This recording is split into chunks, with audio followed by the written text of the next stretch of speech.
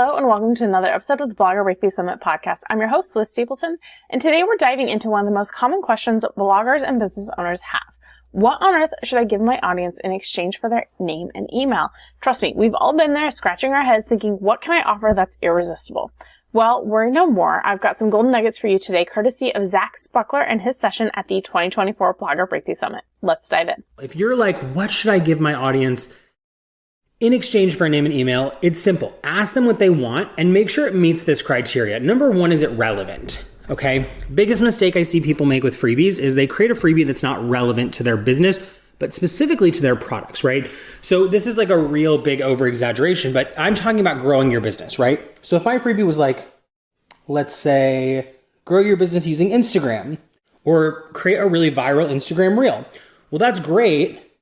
It speaks to my audience, but my offers are all around Facebook ads. So it's not relevant, right?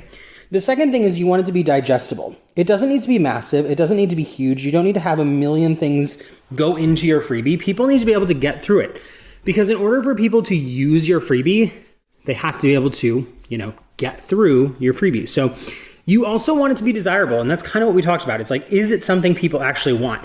I see a lot of people do freebies that are like my top 3 tips or my 7 steps for that. And it's like, that feels very Googleable. That feels very bloggable, but it doesn't seem like something I want to give my name and email for. So make sure it's something people want. And finally, this is a huge one for me. Make sure it's valuable, okay?